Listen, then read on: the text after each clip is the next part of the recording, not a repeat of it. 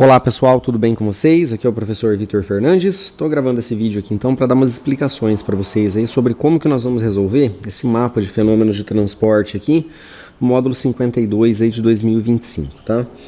Pessoal, no contexto geral da questão aqui, tá certo? Nós temos aqui uma planta, né, de potência a vapor, tá?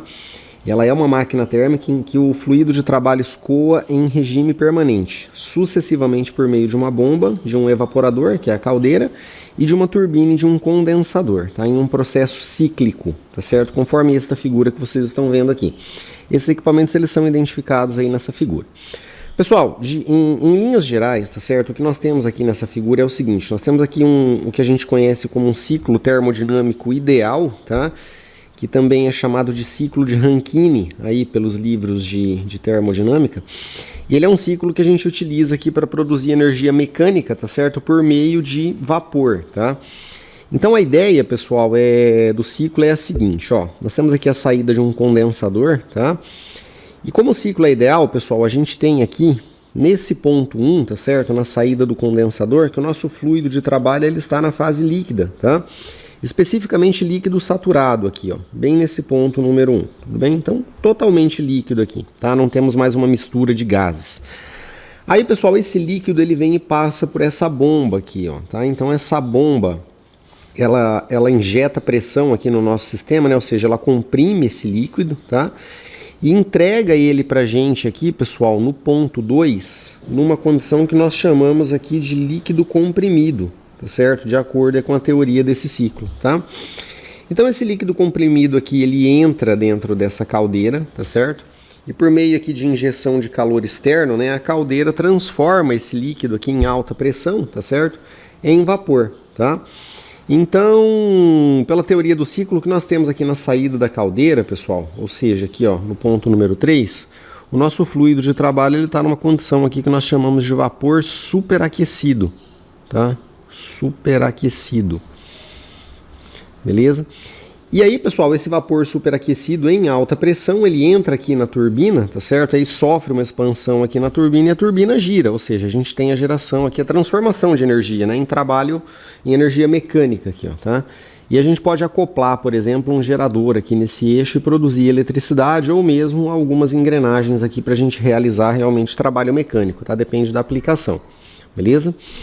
E aí, gente, qual que é o cenário que nós temos aqui, ó, tá? Parte desse vapor superaquecido, como ele sofreu expansão aqui na turbina, tá? Sai aqui da turbina no ponto número 4 numa mistura, tá certo? A gente tem uma parte aqui de vapor, tá? Vapor saturado, mais o líquido saturado aqui, ó. Tudo bem? Então uma parte dela, uma parcela dela é vapor, outra parcela dela é líquido. Normalmente é mais vapor do que líquido, tá, pessoal? Aqui a gente costuma dizer que o título é bastante alto, tá? Ou seja, a gente tem uma quantidade grande ainda do nosso fluido de trabalho em vapor e menos líquido. Aí, pessoal, a função do condensador aqui no meio desse processo é resfriar, tá? Essa mistura aqui que está numa alta temperatura, beleza? Então, ao passar pelo condensador, essa mistura ela se resfria.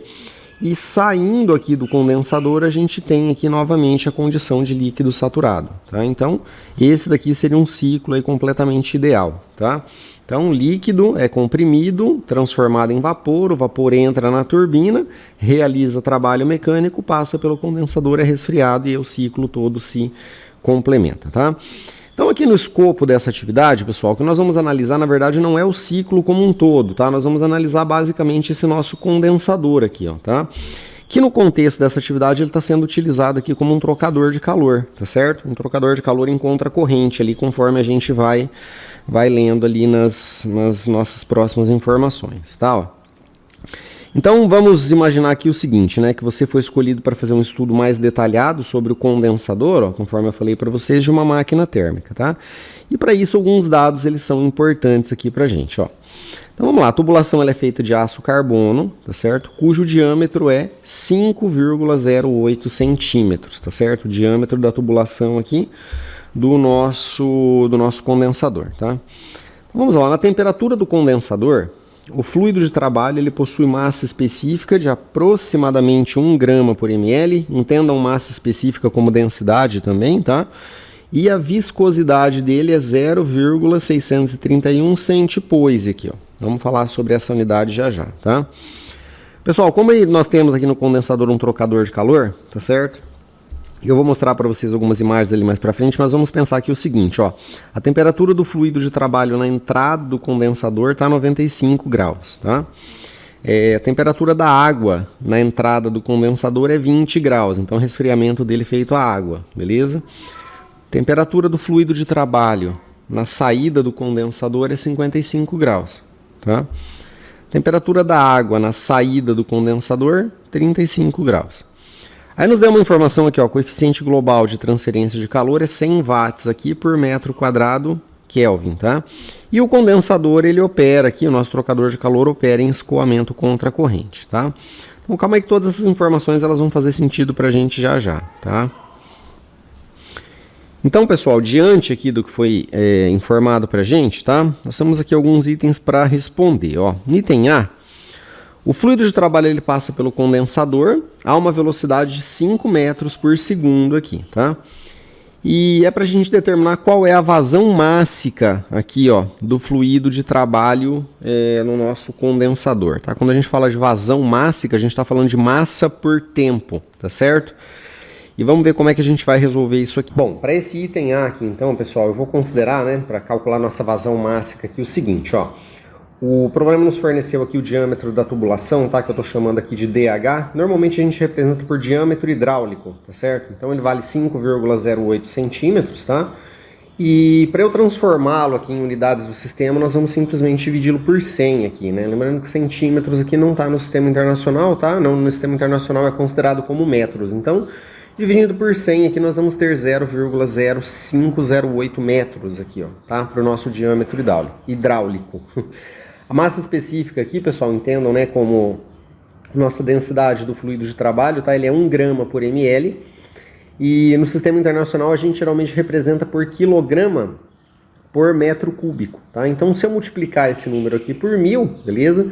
A gente já obtém aqui, então, a nossa massa específica aqui em unidades do sistema, tá? Então, só lembrando aí que 1 metro cúbico significa 1000 litros, né, pessoal? Então, a cada 1000 litros desse fluido de trabalho, nós temos uma massa aí de 1000 quilogramas, tá? Então, é isso que basicamente essa unidade de medida, essa grandeza aqui nos indica. Bom, velocidade de escoamento ali na tubulação é 5 metros por segundo, tá? E aí, pessoal, para a gente calcular então essa nossa vazão mássica, a primeira coisa que a gente precisa seria a área da seção transversal aqui do nosso tubo, tá? A gente não quer um tubo circular, né?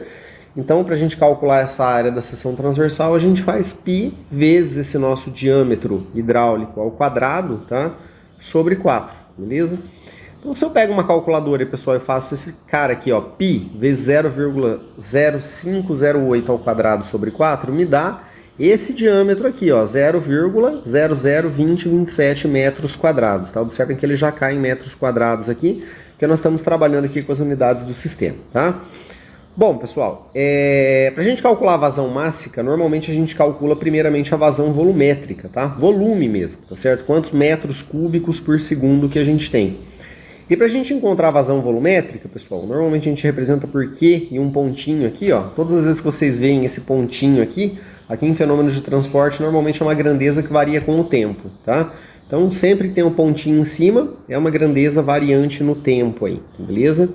Então, a gente multiplica aqui, ó, a área, tá certo? Da nossa seção transversal do tubo, vezes a nossa velocidade de deslocamento que nós temos aqui no tubo do fluido, tá? Então, a área nós calculamos aqui, ó, tudo bem? E a velocidade de deslocamento no fluido é 5 metros por segundo, tá? Então, pessoal, trabalhando com as unidades de medida aqui, tá certo? Então, a gente multiplica os números, tá? Então, o resultado que a gente obtém aqui é 0,010135 aqui, ó, tá? E metros quadrados vezes metro aqui, pessoal, nos dá metro cúbico, né, ó, tá? E por segundo. Então, percebam que aqui eu tenho metro cúbico por segundo, nós estamos falando de volume, tá certo? Isso aqui não é vazão mássica, tá? Mas se eu tenho a vazão volumétrica, para a gente encontrar a vazão mássica agora fica tranquilo. A vazão mássica, ó, dada por M com um pontinho em cima, tá vendo? É uma grandeza que varia no tempo, tá? Basta que a gente multiplique, então, a densidade do nosso fluido, certo? Por essa vazão volumétrica que a gente acabou de encontrar aqui, ó, tá? Então, tudo em unidades do sistema, né, pessoal? Nossa densidade aqui, ó, é 1000 kg por metro cúbico, tá? que multiplica o valor dessa vazão volumétrica que a gente acabou de encontrar aqui, ó, tá? Metros cúbicos por segundo. Pessoal, com as unidades de medida, percebam que eu tenho metro cúbico aqui do lado de cima e tenho metro cúbico aqui embaixo. A gente pode simplificar eles dois, tá? E vai sobrar simplesmente quilogramas por segundo, beleza? Que é a unidade de medida aqui de vazão mássica, tá? Então, quando a gente multiplica 1000 por esse valor que nós temos aqui, ó, tá bom? Isso me dá uma vazão mássica aí de 10,135 quilogramas, tá? Do nosso fluido de trabalho a cada segundo aqui, ó. Beleza? Bem tranquilo de fazer, né?